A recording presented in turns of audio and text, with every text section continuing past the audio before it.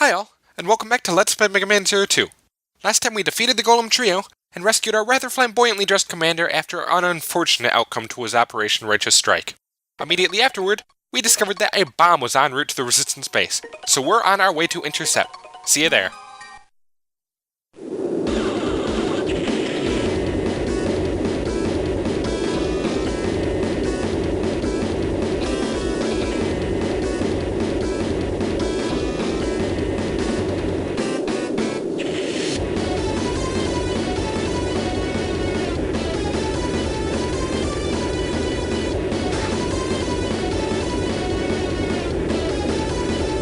And with that rather dramatic opening, we're free to be on our way.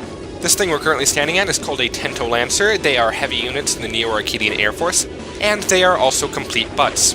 See, the thing about this section of the stage is it is entirely too large for the GBA's small screen.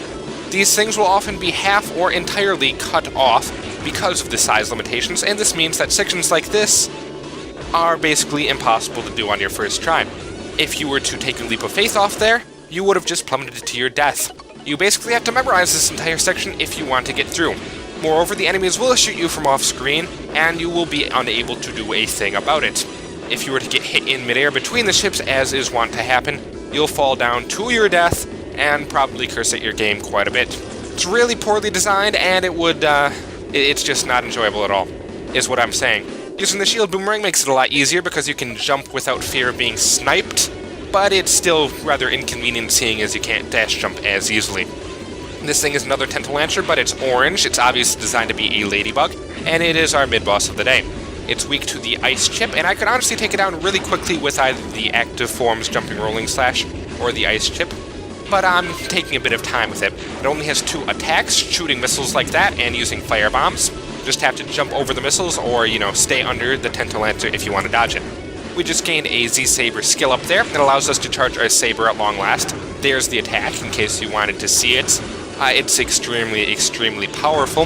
Does a whole bunch of damage, 8 damage normally, and 12 damage were we to hit it against an enemy with elemental weaknesses.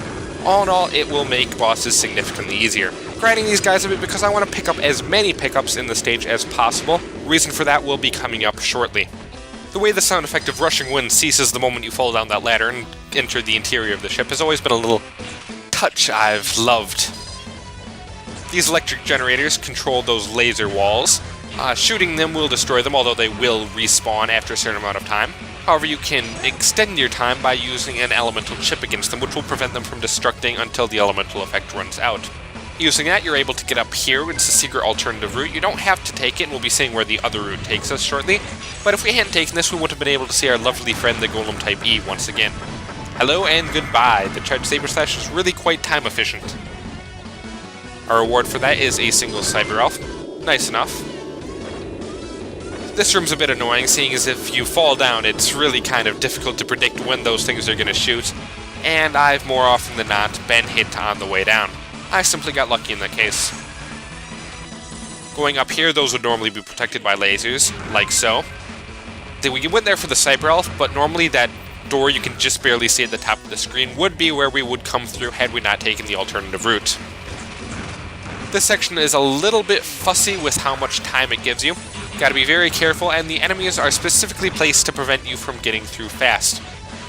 Problem is, the timers are a little strict, and you'll more likely than not be hit by those lasers. Because of that, I'm gonna play it safe, wait for that to respawn, and then kill it.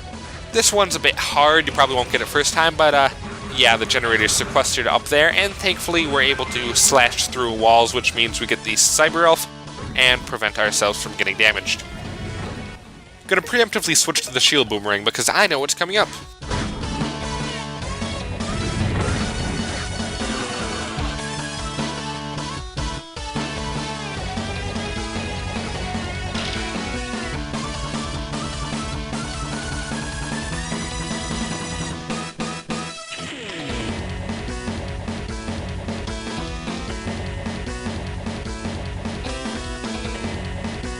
And now we get the pleasure of protecting CL from various nasties for a full 90 seconds. The 2 types of enemies that'll be showing up are the Pantheon Crawlers, those are those green things on the ground, and these orange enemies in the air called Pluggers. They're entirely new. They'll be showing up one at a time, and at the beginning it's possible for you to just slash them as they come. However, after a while it becomes overwhelming and you'll just want to camp in the corner with CL and deflect their bullets. Pantheon crawlers can be a bit unpredictable with how they jump at you, which makes them pretty annoying, and you want to take them out as quickly as possible. I could have made a little off-color joke about the way CL was making that missile extend in the background, but I'd like to think I'm better than that. In all honesty, this section goes on way too long, and is also quite difficult. Not insofar as protecting CL is difficult, she's actually incapable of dying no matter how many times she gets hit. However, it's just, she'll usually get hit at least once or twice. Either that or you'll get hit, and that just slowly wears away at your mission score and really bugs me personally. At the intervals of 45 seconds and 10 seconds, she'll say a quote, but other than that, there's really nothing else interesting going on. The enemy patterns don't change at all, and you don't get to see any new enemies. So it's just kind of boring. I've been going out of my way to get out of the corner occasionally and collect the pickups they drop. Once again, I have to for the... You've probably figured it out by now, I need to get a form. I've been saying that same line, and most people will have picked up on the whole intricacies of it by now. Once the timer expires, you have to take out the remaining enemies. The operator message will continue and just say, we've confirmed that the missile has been defused, and kill the remaining enemies. Usually don't see all of it because, you know, they go down pretty quick.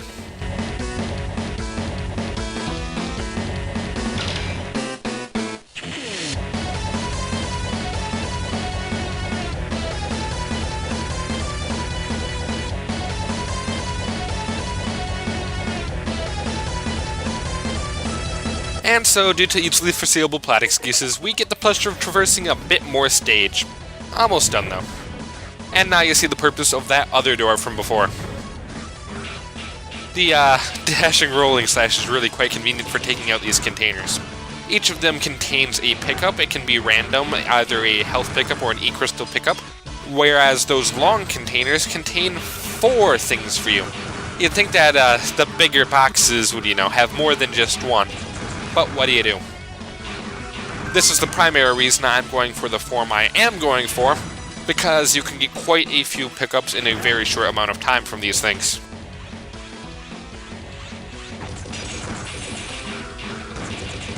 Funnily enough, I wasn't actually expecting this, but we get a Buster Shot skill up. In fact, it's now at its max skill. We are now capable of touching it in about half of the total time, which is very convenient for taking out enemies and bosses in even less time. This time we get to control our jump on the way down, which is very fun because we get to roll the whole way.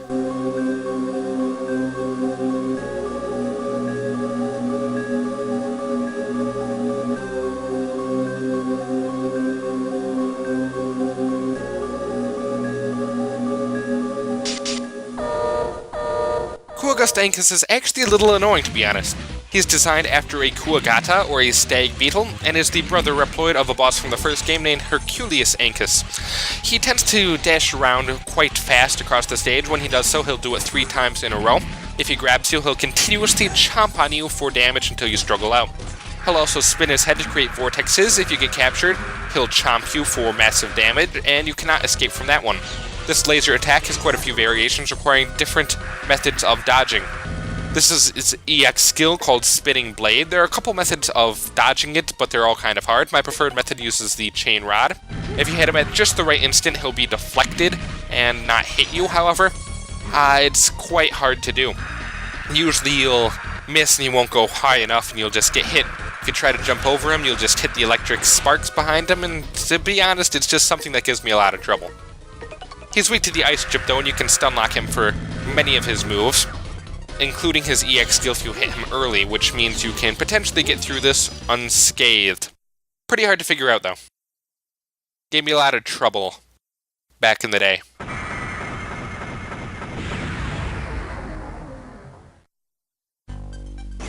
As for EX skill, this one alters your dashing slash, fitting for a dude who likes to dash across the stage. It's the Senga Totsu. I'll be showing that off in just a bit. The form I've been going for this entire time is the energy form. You get this, I believe, for getting 25 health pickups in a single stage, although I'm not entirely certain on that one.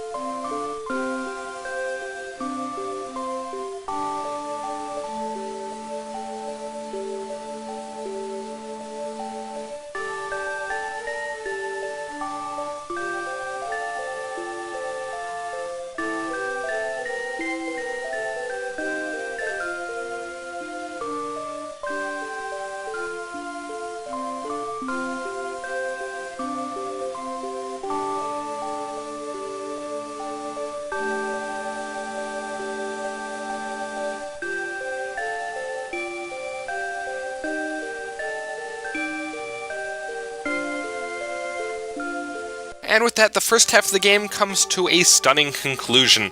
The Resistance base has been saved and El Paizo has flown the coop. Honestly, I have some thoughts on that, which I'll be sharing in the thread if you so choose to read. Energy form gives you many extra life energies. What this means is that it gives you more health pickups from enemies on average. It's an okay form, but I don't really care for it personally. The Sengatotsu alters your dashing slash into a thrust. It's also convertible by equipping the elect chip, much like the Tensaozan from earlier with the fire chip. This one creates a thrusting electric attack, similar to many of Zero's moves from past games such as X4 and X8. It's really quite convenient, and the extra distance more than makes up for the vertical distance lost. Sadly, that's going to have to be the end of this part. I'll see you next time.